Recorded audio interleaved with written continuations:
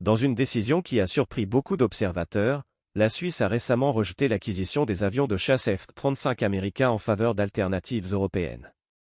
Cette décision marque un tournant significatif dans les politiques de défense européennes et pourrait avoir des répercussions bien au-delà des frontières suisses.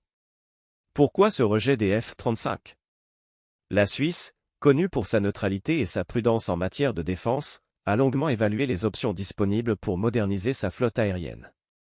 Les F-35, fabriqués par l'américain Lockheed Martin, étaient initialement envisagés pour leur technologie avancée et leur capacité furtive. Cependant, plusieurs facteurs ont conduit à leur rejet.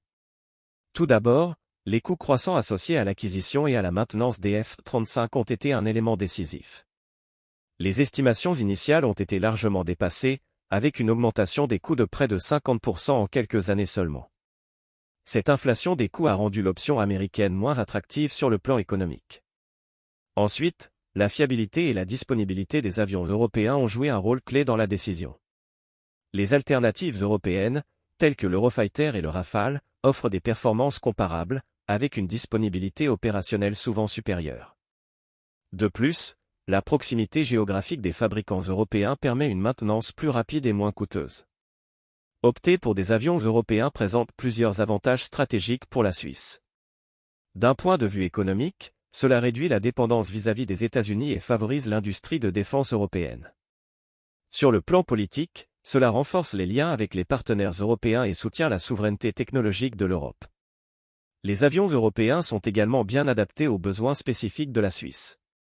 Par exemple, l'Eurofighter, déjà utilisé par plusieurs pays européens, a fait ses preuves dans divers environnements opérationnels. De plus, la formation des pilotes et la logistique sont simplifiées grâce à la standardisation des équipements au sein de l'Europe.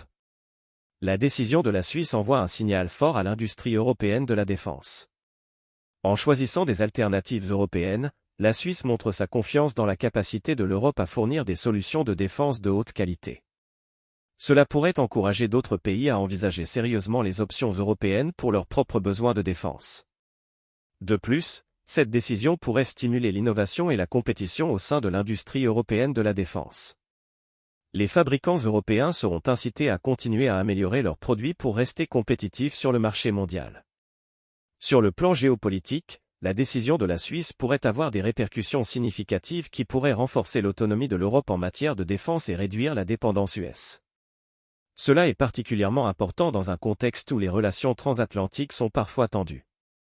Cette décision pourrait influencer d'autres pays européens à suivre l'exemple suisse et à opter pour des solutions de défense européennes.